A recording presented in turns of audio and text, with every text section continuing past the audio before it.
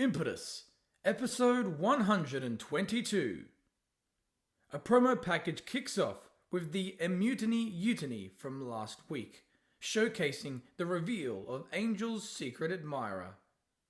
With Bobby Manuel, Jerry Kane and Charlie Finch all attempting to claim responsibility for all the mystery gifts, the secret admirer turned out to be Cortni? The hardcore bitch made it clear that she is by no means in love with Angel, but rather the gift giver in order to show the true weakness that lays within the group. With the men drooling like pathetic losers and Angel loving all the attention, Immunity have fallen victim to the sickness of lust and greed.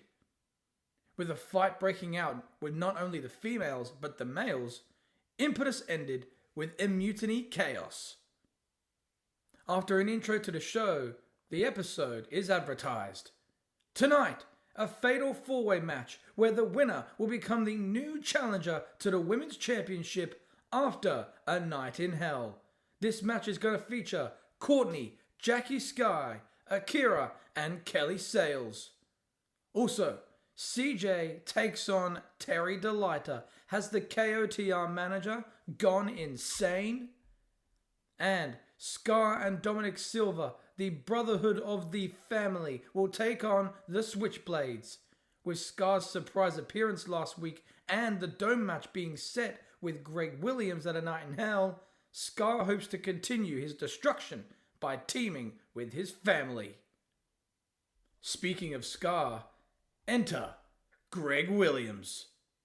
A furious rebel storms down the ramp and chucks his title in the ring with anger. Demanding a microphone, Greg waits to speak as a replay is shown from last week. Greg called out the entire locker room for his next challenger, only to have the lights go out with Skar appearing and dropping the champion with the resurrection. Skar has his sights set on the world title. A Night in Hell is advertised, and the commentators state that not only is the World Impetus Championship on the line as Greg Williams defends his title against Skar, but announced online during the week, the Dome will host the contest. Greg is fuming in the ring after watching the replay and the pay-per-view advertisement. He cuts a scathing promo, barely taking a moment to breathe. He congratulates Skar on making his purpose clear last week. When Greg had his throat clutched and was lifted 10 feet off the ground and sent crashing into the mat, he knew Skar wants more than just the title. He wants blood. And at A Night in Hell, Skar won't just be getting a world title match. He's going to get blood as Greg and Skar compete for the gold inside the Dome.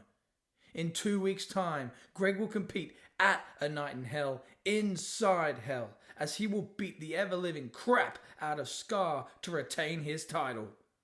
If Skar thinks he can just turn the lights on and off and powerbomb his ass in the middle of the ring to take the title, then the brain-dead zombie freak has got another thing coming, because Greg ain't gonna give up that easily.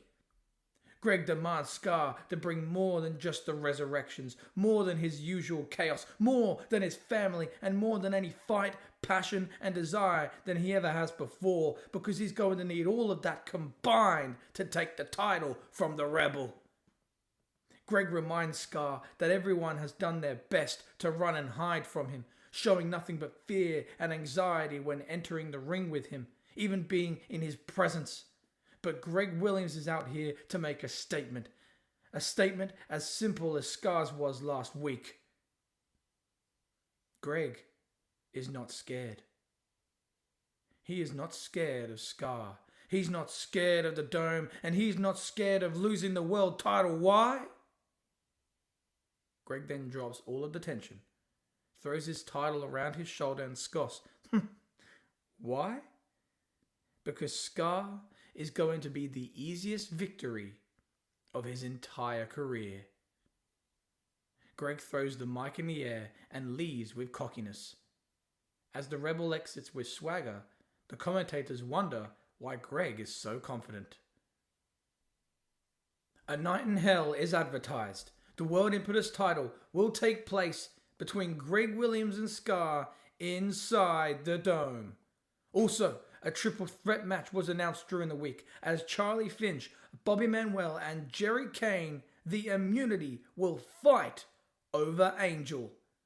And the number one contendership ladder match between Riki Mathews and Gary Federline will take place. How will Riki survive with battered ribs? Speaking of Gary Federline, his KOTR manager is seen as we transition to the backstage locker room where he and Vipernip have themselves a little conversation. CJ is seen warming up for, believe it or not, his own contest later in the evening, only to be approached by Vipernip. The president is looking around, hoping to talk to anyone but CJ, only for the manager to gloat about how good he looks for his match. CJ assumes that he will be told by the president to simply take it easy on Terri tonight, as the beating he could put on him could easily send him into a coma. With Vipernip rolling his eyes, CJ assures Vipernip that he will go easy on the stylist tonight, and he needn't worry. Vipernip pretends to be oh so relieved with the news, but claims that he didn't actually come into the locker room to speak with CJ. He rather wanted to speak to Gary Federline about the ladder match at A Night in Hell. CJ is glad to hear it, as he has a couple of words to say about that as well. He reminds Vipernip of his managerial status and claims that all news and updates should be discussed with him, especially things that have to do with Gary Federline. CJ criticizes the terrible job that Vipernip is doing as the president. I mean, to allow Riki to return with less than 100% ribs, that's just irresponsible. Then to put him in a match last week, that's just disrespectful. And to go ahead and put him in a ladder match with Gary, well, that's just cruel. Especially knowing what Gary is capable of doing to Riki. Vipernip apparently sucks at marketing as well, as a ladder match sounds great, don't get me wrong, but CJ asks how a number one contender to the Coast to Coast title will actually be crowned in a ladder match. Now, assuming that a contract is going to be held high above the ring, CJ claims that Vipernip should have made that very clear last week. The whole promotion for this has just been abysmal. With CJ continuing his warm-up with arrogance and complaints, Vipernip asks if he can talk now. He informs the manager that if he demands to know all updates regarding Gary, then so be it. The ladder match will have a slight spin on it, as opposed to the classical ladder match you're used to seeing. You see, both Gary and Riki will be competing in a new and, dare he say, revolutionary matchup. A capture the flag ladder match. Vipernip's been wanting to do this for quite some time and thinks of no better opponents than Riki and Gary. He explains that both participants will start in the ring and must retrieve their respective flags from the stage area. Once obtained, they must make their way back to the ring, climb a ladder, and mount the flag on a platform that hangs 15 feet above the ring. The first man to mount their flag becomes the new challenger to the Coast to Coast title. With CJ puzzled, Vipernip believes it's a good thing that there are no flags in his match with Terri tonight. Asked why, Vipernip states that if there was, he has a good feeling that Terri would be shoving a pole right up CJ's ass. Vipernip leaves with CJ in anxiety. In an alternative locker room inside the arena, Dylan Dark is seen strategizing with his child, Mark Emille, before his match tonight against Warren Jaxon. Just like last week for Jarvis, this is a must-win situation for Mark. Dylan explains that not only must Mark win tonight in order for Dylan to decide the stipulation at A Night in Hell, but a win over the Coast to Coast champion could and will set Mark up for life in Impetus. Dylan wants Mark to do better than Jarvis. He doesn't want another disappointment tonight. Mark appreciates the encouragement, but tells Dylan to maybe stop complaining about Jarvis. He tried his best last week, and that's all Jarvis and Mark can do. Dylan rubs his child's head and applauds his brotherly love for Jarvis. The only reason why he's saying this stuff is to make Mark see that he is the breakout star between the two of them. Jarvis tapped out last week, but Mark, he wouldn't have. Last week, Dylan thought it was Jarvis's time to start his future plan, but he was wrong. See, tonight, it's all about Mark Emille's future plan. He is the exception to the rule, and he will defeat the Coast to Coast champion tonight.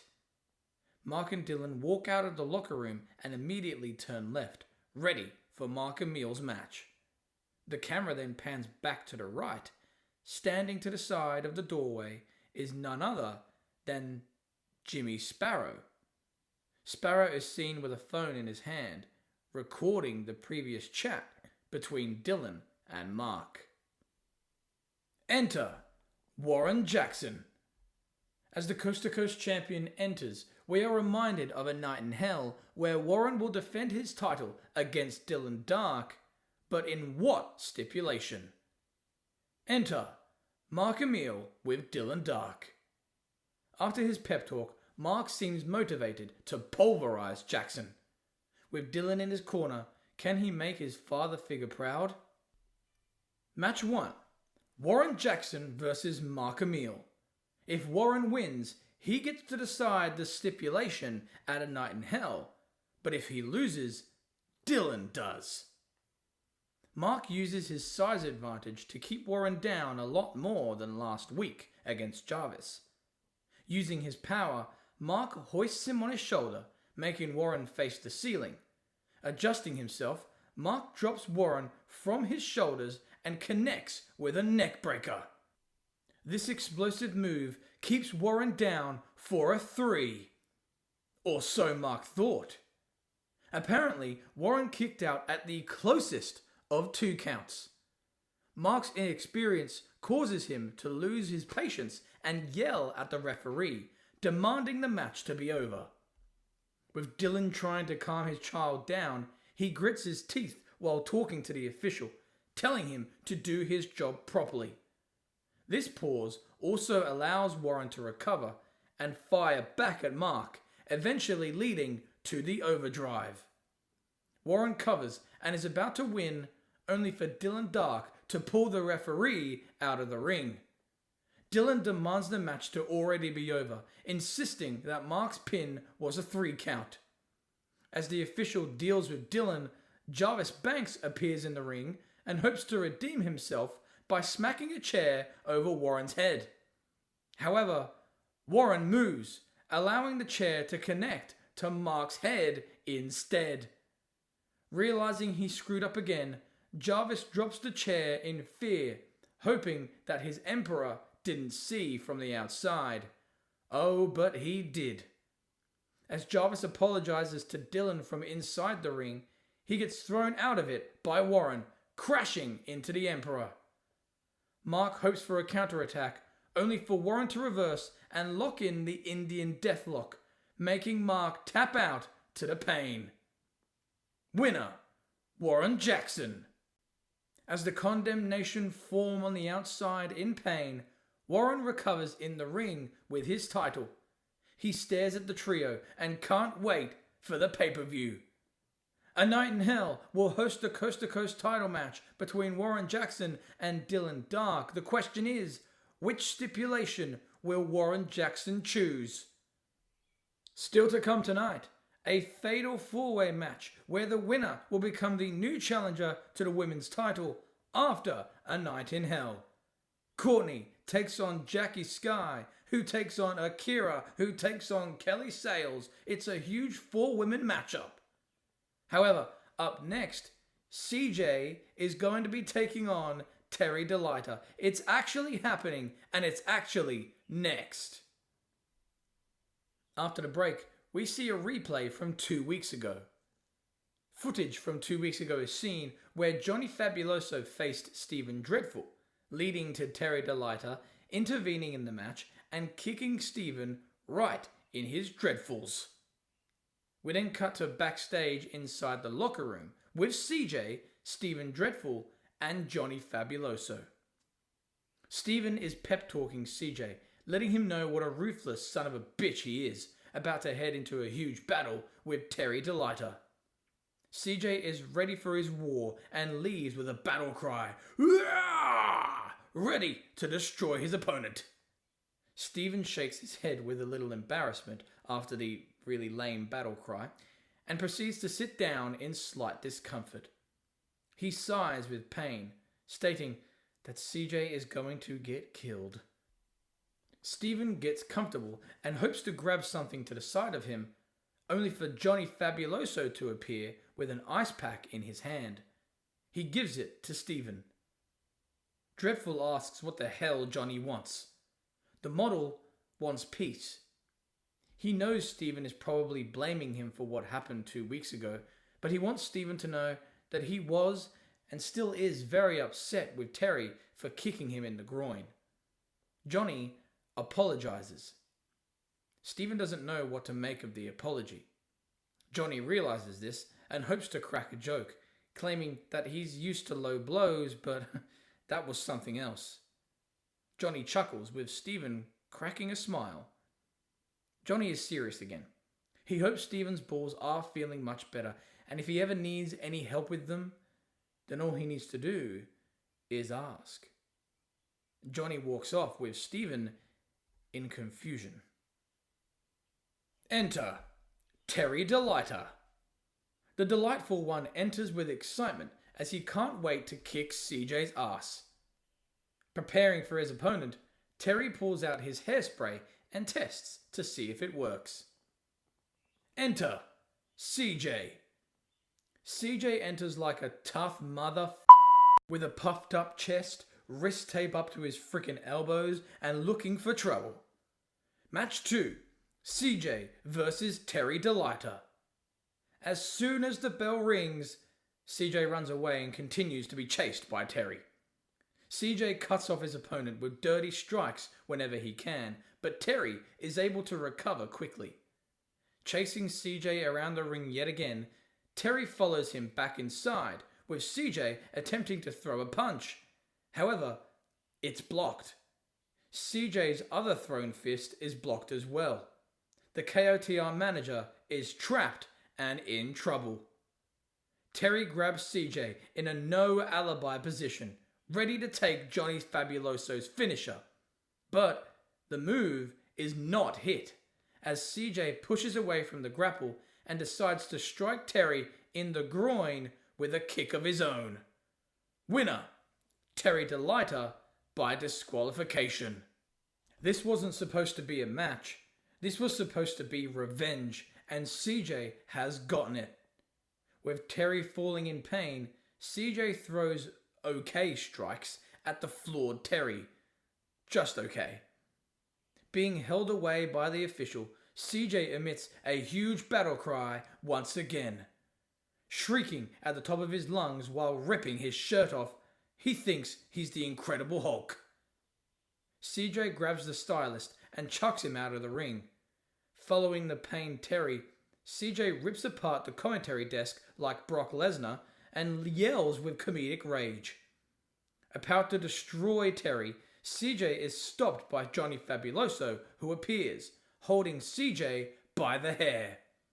CJ is now in huge fear as Johnny chucks him into the ring. With CJ crawling with fear, he begs Johnny for mercy, only for the model to be attacked by Gary Federline, followed by Steven Dreadful. Gary lays strikes in on Johnny, with Steven caring for CJ, almost ignoring the availability to attack. Gary picks up Johnny and tries to convince Steven to hit the Revolution Killer, only for the music of Riki Mathews to hit the arena. A bandaged and pained Riki storms to the ring and tackles Gary down. However, Steven stops the seething Riki and attacks his injured ribs, keeping him down. Steven hits the arrival on our Impetus hero, with Gary hitting the Fed Cred on Johnny. KOTR regroup and exit while Johnny, Terri, and Riki lay in pain.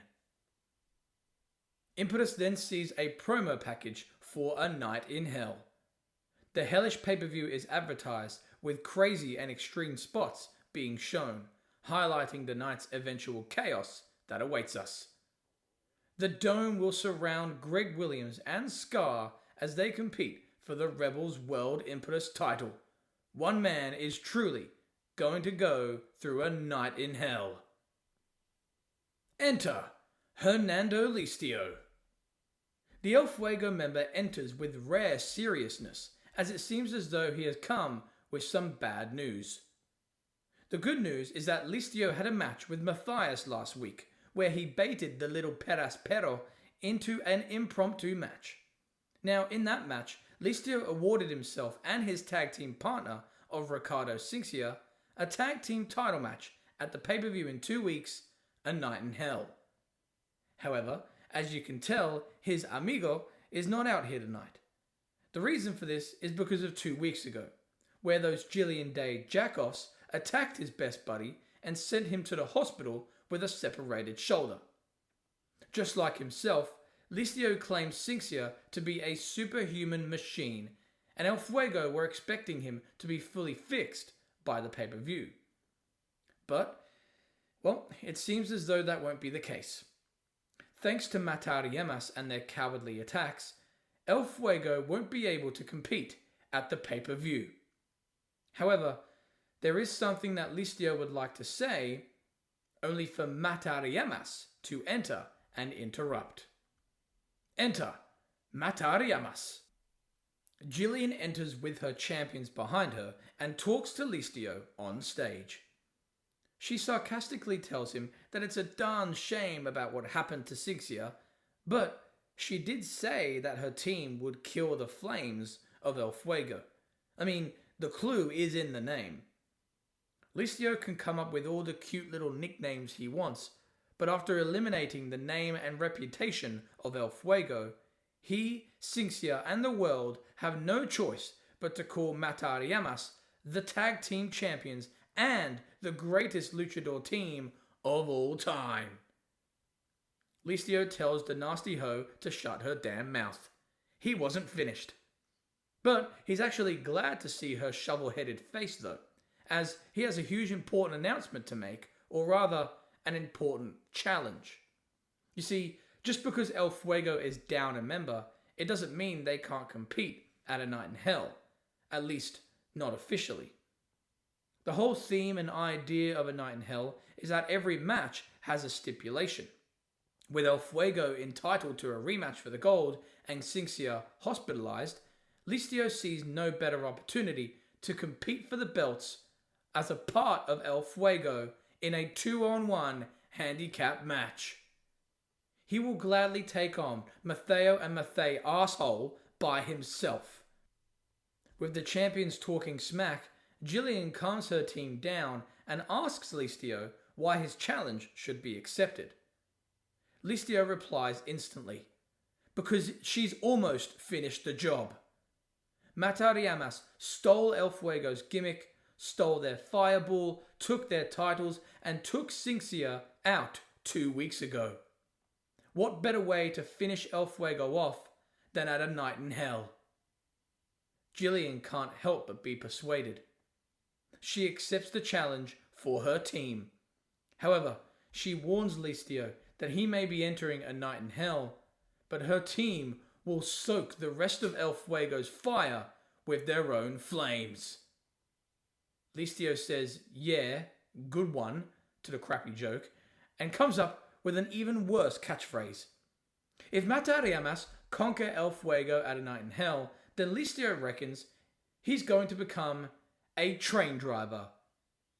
With Jillian confused, Listio continues and claims that he'll be happy to announce, "Ooh, ooh. All aboard, Jillian Day."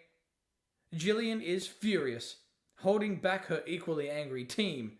Listio looks at the champions and tells them that the clock is ticking. With the show then transitioning to backstage, we see Riki Mathews seen after his beating from KOTR from earlier this evening. He is limping with pain and anger through the hallway and barges into Vipernip's office. With Vipernip startled, Riki controls his rage and tells the president that he doesn't give a damn about his ribs and doesn't give a damn about what he has to do to make it happen. Riki wants Gary and wants him tonight. Vipernip wants Riki to relax and think about his ribs, only for Riki to smack the table, and demand a match. Vipernip agrees that KOTR are going too far lately, and they need to be disciplined. But, as the president, he needs to make sure that the Capture the Flag match at A Night in Hell stays hyped. He can't afford to give away such an anticipated contest. But, as he said, the Killers of the Revolution do need to be taught a lesson. So, tonight, Riki Mathews will do battle against a KOTR member. Seeing as Riki is injured, it's only fair that he fights an equally injured opponent. Riki faces Steven Dreadful tonight. Riki isn't happy with it, but he tells Vipernip that all he will see in Steven tonight is Gary at A Night in Hell. Riki leaves with fury, with Vipernip sighing with relief as we head into a commercial break. Impetus returns from the break and announces that still to come, just announced, Riki Mathews will take on Steven Dreadful. However, up next, the fatal four-way match is set to take place. The winner becomes the new challenger to the women's title after A Night in Hell. Cortni, Jackie Sky, Akira, and Kelly Sales battle right now. Enter Akira. The anti-cosmetic female fighter lets everyone know of her natural beauty. The commentators mention Akira's outspoken ways and how they've been a lot more attitudinal as of late. Enter Kelly Sales. Kelly glares at Akira during her entrance, remembering the horrible things she said to her last week. Enter Jackie Sky. The happy Jackie Sky enters, ready and excited to win. Enter Cortni. The hardcore bitch has every opportunity to be just that. Oh, and to be a little more than the secret admirer that she revealed to be last week. Match 3, the Fatal 4-Way match, where the winner becomes the new #1 contender to the women's title after A Night in Hell. Cortni versus Jackie Sky versus Akira versus Kelly Sales. Cortni starts the match off strong, using the no disqualification stipulation to showcase her desire to compete for the gold. With Kelly and Akira continuing their issues from last week, Cortni is full of momentum as she pleases the crowd by setting up a table on the outside. Only she is denied further offense by Jackie Sky. The fight continues between the four in and out of the ring. Inside the ring, Jackie Sky is taken down by Cortni to where she goes up top for the Harlem Hangover, only to be shoved off the turnbuckle and through the table placed on the outside by Angel. Screwing her so-called best friend out of the contest, Angel drags Cortni up the ramp by her hair, furious with the secret admirer. Taking Cortni backstage, Jackie, Kelly, and Akira are left to compete in triple threat shock. With Cortni and Angel unseen for the rest of the fight, Jackie is able to hit a tornado DDT on Kelly. However, Akira capitalizes by throwing Jackie out of the ring and hitting the Empty Promises finisher on Kelly, solidifying herself as the next challenger after A Night in Hell. Winner, Akira. Akira is barely seen celebrating as the cameras have caught up to backstage where Angel is still dragging Cortni by the hair. Angel throws her friend against the wall and screams at her, asking if she likes it hardcore now. Angel throws pipes, bins, and any other weapon she can at the pained Cortni. She screams at her former friend, "You ruined everything! You think you're better than me, huh? You think I can't be hardcore like you, Cortni? You think you're so damn special, huh? Why don't you show me what hardcore is? Why don't you show me who the hardcore bitch is?" Angel whacks a trash can lid over the face of Cortni, knocking her out. "You and me at A Night in Hell in a hardcore match." Angel walks off, leaving a pained Cortni to groan in defeat. With Impetus heading into a commercial break, we see a promo package for A Night in Hell. The pay-per-view is once again advertised with crazy and extreme spots being shown, highlighting the night's eventual chaos that awaits. Triple threat action will be seen though between the male members of Immunity as they compete for Angel's love. A replay is then seen from earlier tonight. Greg is not scared. He's not scared of Skar, he's not scared of the Dome, and he's not scared of losing his world title. Why? Greg then stops all the tension, throws his title over his shoulder and scoffs. Why? Because Skar is going to be the easiest victory in his entire life.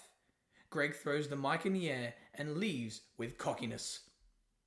After the replay being shown, enter the family, Skar and Dominic Silva. With the Switchblades already in the ring, they don't seem too thrilled to see the Tree Man, Dominic Silva, and the #1 contender to the world title, Skar. Match 4, the family versus the Switchblades. Leo and Kai stagger their opponents with their high-flying and fast-paced ability, only to be stomped out by the dominant chaotic creature. The family destroy the Switchblades with ease, hitting the Resurrection and the Package Power Driver simultaneously. Winners, the family. Skar stares into the camera, sending a message to Greg Williams, showing his desire for the gold. With the family about to leave, Leo holds onto Skar's foot with tenacity. Dominic and Skar look down at the beaten Switchblade, only to be infuriated when they see Leo flip them the bird.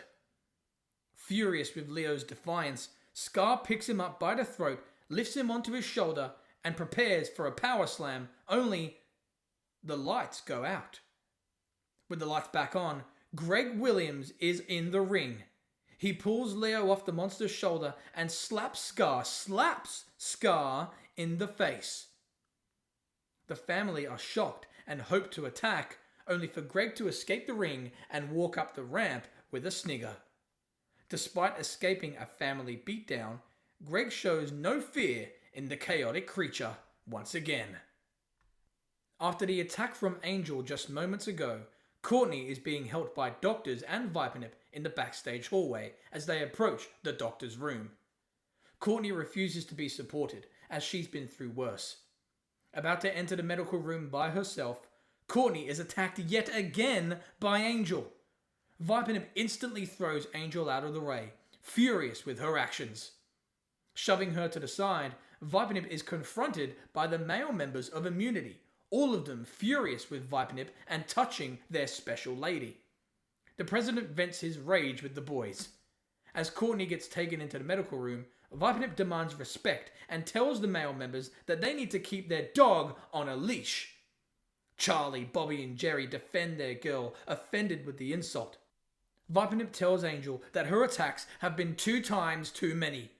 If she wants a hardcore match with Cortni, and if Courtney's even cleared to compete, she's got it. As for the boys, he, along with everyone else, are so damn sick with their pandering for Angel. Yes, it's been made official. The 3 of them are going to compete in a triple threat match at A Night in Hell. But Angel will finally decide who she wants to be with the most, because she will be the special guest referee. Immunity go crazy with Vipernip entering the medical room and slamming the door on them. With Angel in the middle of the 3, Charlie, Bobby and Jerry argue as to who should get the girl. Aaron and Ryan are seen at the commentary desk, shocked to hear the announcement. Not only will Angel compete in a hardcore match against Cortni, but she will officiate the contest of the 3 men who want her so desperately. A Night in Hell is going to be insane. Insanity does indeed await us, as at A Night in Hell, the Dome will cover Greg Williams and Skar as they compete for the World Impetus Championship. Greg has made it very clear that he's not intimidated by Skar, but is it all a poker face? Also, the Coast to Coast title is on the line. Warren Jaxon defends against Dylan Dark. Due to Dylan's children losing, Warren decides the stipulation next week. Also, the Women's Championship match will take place under submission rules. Daria defends her title against Jade Williams, but how will she deal with the sleeper hold? And the Impetus tag team titles are on the line. weirdly enough, in a 2-on-1 handicap match. Hernando Listio defends El Fuego against Matarayamas, the champions. Also, triple threat match, special guest referee, Angel, Charlie Finch, Bobby Manuel, Jerry Kane. The Immune members show their weakness as they compete for Angel's love. The question is, who will Angel choose as the special guest ref? And speaking of Angel, she is in her own match, a hardcore match against Cortni. The former friends of Immunity are officially going to battle it out in Cortni's own bread and butter.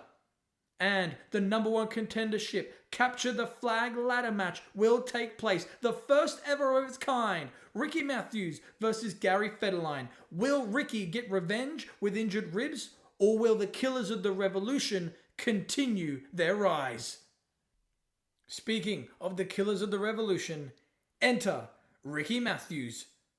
Walking with his midsection injured, Riki fights through the pain as he can't wait to take down the Killers of the Revolution.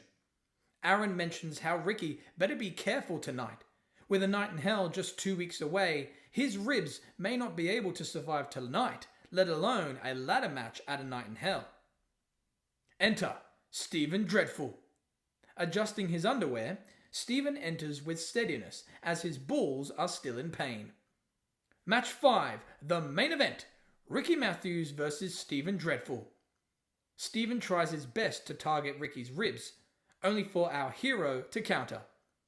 During these attempts, Stephen needs to adjust himself time and time again, clearly bothered by his swollen testes. With Stephen finally getting a hold of Riki's ribs, our hero suffers for a while, only to fight back multiple times, eventually running out of energy due to the pained midsection.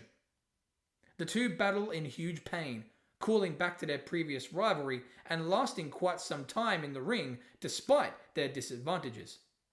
With Dreadful in control, he works on Riki's ribs and, even with a broken ball, decides to get cocky and steal Riki's comeback moves. Pumped up with rage, Riki starts his own comeback and prepares for the mat attack, only to be countered by Stephen once again, throwing Riki back first on the mat, causing him extensive suffering. With Riki struggling to breathe, Stephen just can't help himself as he grabs Riki's head and prepares him for his own version of the mat attack. However, Riki holds Stephen in the air and drops him groin first on the top rope. With Stephen in huge pain, Riki tries his best to gain his breath and continues the fight. Coming off the turnbuckle, Riki catches the seated Stephen with a Hurricane Rana from the top rope. With Riki hopefully landing on his knees, he battles through the pain and hopes for the mat attack, only for his ribs to give out on him yet again. As Riki suffers yet again, Stephen hopes to take advantage and tries to hit his arrival, only for Riki to counter and lock in the hyperlock. Despite Riki's ribs being in extraordinary pain, Stephen eventually has to tap out. Winner, Riki Mathews.